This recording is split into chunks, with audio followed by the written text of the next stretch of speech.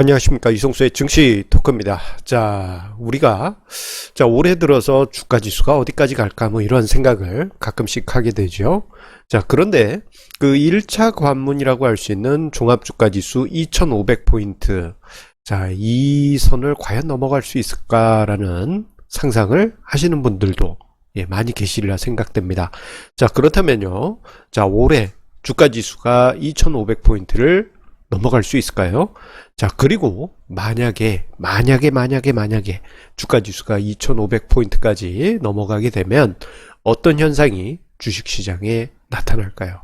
오늘은 조금은 상상력을 가미해서 증시가 2500포인트에 이르렀을 때 가능성이 있는지, 그리고 그 이후에 어떤 현상이 나타날지에 대해서 생각해보는 시간을 가져보도록 하겠습니다. 일단 착시에 대해서 먼저 이야기를 드릴게요. 종합주가지수 2500포인트에 대해서 많은 분들이 정말 머나먼 고지다라는 생각을 하시는 경우가 많이 있습니다. 그런데 왜 제가 착시라고 그랬느냐? 지금 화면상에 보이는 차트를 보시면은 그 이유를 대략적으로 짐작하실 수 있을 것입니다. 지금 화면상의 차트만 보게 되면요, 엄청나게 높은 주가 상승률이 있는 어떤 종목으로 그렇게 보여지실 겁니다. 이 1년 동안의 주가 흐름인데, 1년 전에 비해서 뭐 한 몇백 퍼센트는 상승한 것 같잖아요. 어마어마하게 상승한 것으로 보입니다만, 지금 화면상의 차트는 단기 채권 관련한 ETF입니다. 그러다 보니 이 상승률이요, 한 1.7%예요. 한 170% 상승한 줄 알았는데 1.7%라고요? 그렇습니다. 주가 차트를 보게 되면은 이런 착각을 자주 발생시키게 돼요. 지금의 종합주가지수 차트가 그러하다 할 수 있겠습니다. 주가지수 2500포인트, 지금 위치에서 보면 2018년 1월 달에 주가지수가 2500에서 2600 있었는데, 저긴 너무 멀어, 저긴 뭐 도달할 수 없는 높은 산이야, 그렇게 생각하실 수가 있어요. 하지만 지금 위치에서 주가지수 2500까지는 단 12% 상승이면 도달하는, 정말 우리가 고속도로에 진입해서 그냥 악셀 한번 딱 밟았는데 고속도로 출구가 나오는 그러한 느낌의 상승폭만 있으면 주가지수 2500포인트는 금방 도달하게 됩니다. 예전 같으면요, 그냥 일주일 동안의 주가지수 상승만으로도 그냥 뭐 200포인트, 뭐 주가지수 10% 상승은 순식간에 나타났던 경우도 많았어요.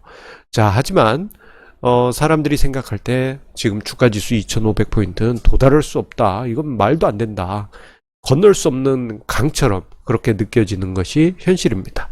하지만 생각해보면요, 작년 여름 이후부터 해서 최근까지 주가지수 상승폭이 15에서 16%라는 점을 감안해 본다면은, 주가지수 12% 상승? 뭐 그렇게 어려운 높은 산만은 아닐 것입니다. 그런데 조금 아쉬운 부분이 있어요. 주가지수가 2500포인트 가는 그 길목에 만만치 않은 몬스터들이 기다리고 있습니다. 하나하나 몬스터들을 격파해 가면서 앞으로 나가야 됩니다. 마치 우리 이소룡 영화 용쟁호투였나요? 제목이 정확하진 않은데, 저는 오락게임으로 이소룡을 알게 됐기 때문에 층층마다 몬스터 왕이 있지 않습니까? 그래서 층층마다 왕을 깨고 올라가고, 거기에 왕을 깨고 올라가고, 이런 예전 게임, 예전 이소룡의 영화 아마 기억이 나실 겁니다. 요즘 그런 느낌이에요. 주가지수 2500포인트 가는데 만만치 않은 장벽들이 하나하나 기다리고 있습니다.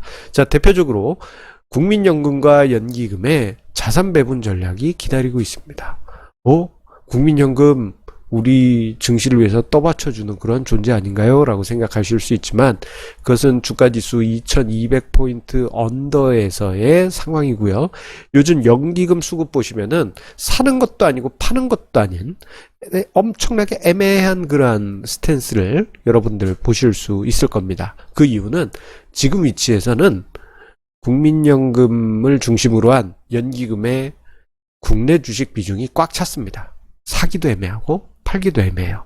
오히려 주가지수가 2500으로 올라가게 되면은 국내 주식을 매도해야만 합니다.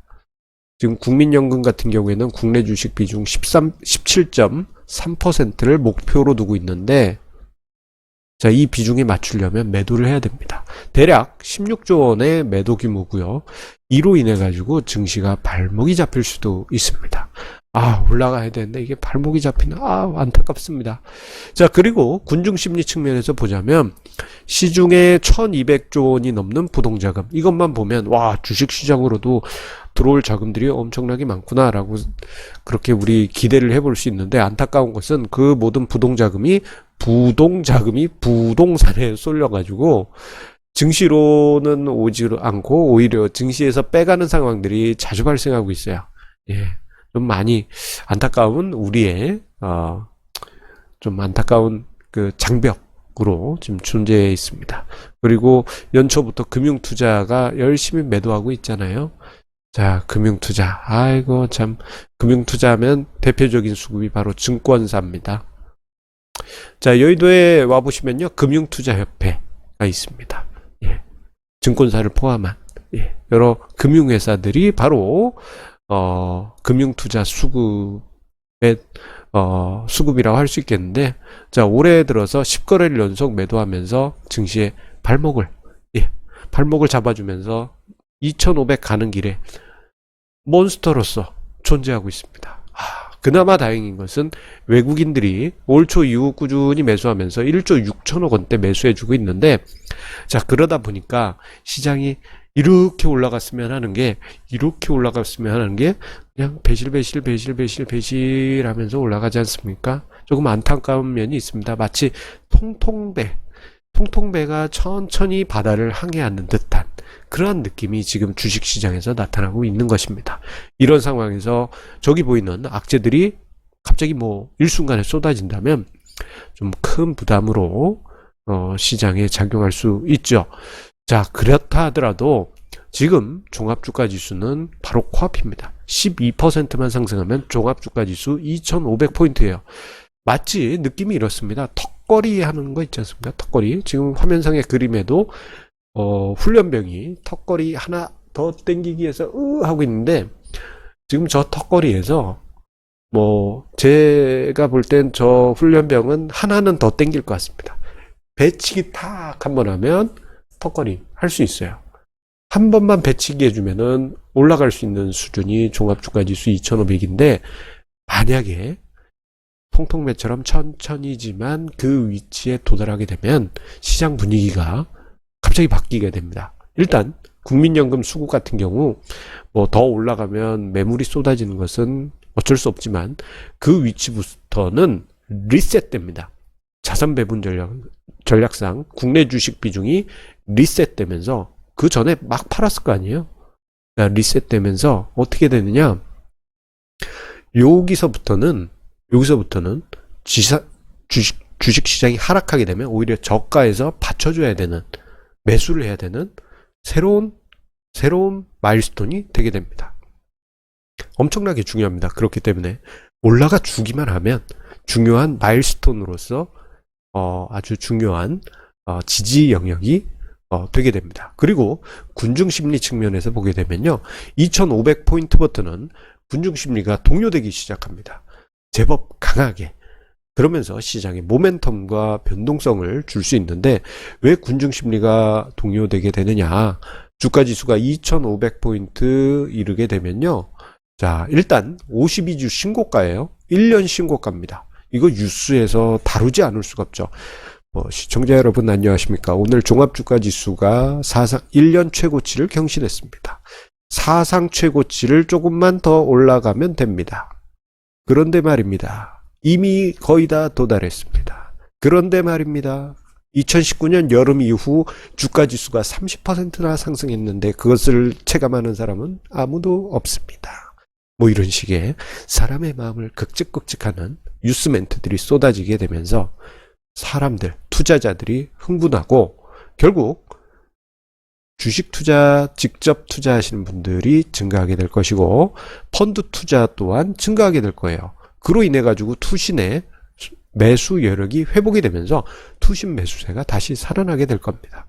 자, 그리고 지금 퇴직연금 같은 경우에는 대부분의 사람들이 DB형, 원금 보장형으로 되어 있어요. 원금 보장형으로 대부분 되어 있는데 거의 90%가 넘을 겁니다. 그런데 DC형 같은 경우에는 좀 공격적으로 투자하는 그런 경우가 많죠. 자, 주변에 봤더니 DC형으로 한 친구는 수익률이 은행이자의 몇 배예요. 근데 DB형으로만 했는데 1%도 안 돼요. 사람 마음이 주가지수 2500포인트부터는 뒤집어질 수밖에 없습니다. 자, 군중심리가 과열되면서 그 부동자금의 흐름이 부동산으로 일방적으로 쏠렸던 것이 주식으로도 일정 부분 기울어지게 됩니다. 이건 엄청난 변화라고 할 수 있겠습니다. 그래서 주가지수 2500포인트에 이르게 되면 시장이 생각보다 그 이전 도달할 때보다 더 가볍게 상승할 가능성이 커지게 됩니다. 자, 그런데 주가지수 2500 도달하더라도 시장은 저평가된 PBR 1배 수준입니다. 예, 주가지수 2500에 도달하더라도요. 저평가된 증시라는 거죠. 자, 뭐 그때가 되더라도 기회는 계속 있습니다. 하지만 저는 증시 토크를 통해서 여러분들에게 그 이후에도 계속 투자에 등불이 되어 드릴 거예요. 일단 대신에 그 조금은 달라진 포인트를 보실 수 있을 겁니다. 어떻게 달라지느냐? 지금 같은 경우는 저평가됐습니다. 이것만 강조하지만 저점이 되게 되면은 단계적으로 안전자산 비중을 조금씩이라도 높여가시라. 그러면서 어떤 안전자산 비중에 관한 이야기, 자산 배분 전략에 관한 이야기도 늘 겁니다. 그와 함께 주가지수 2500포인트 갔는데 버블 심리가 좀 심하게 발생할 수 있잖아요. 갑자기 막 가상화폐 광풍태처럼 막 사람들이 너도 나도 주식 그리고 뭐 버스 정류장에서 기다리는 사람들이 다 주식 하면서 주식 시세만 보고 있고 스마트폰으로요.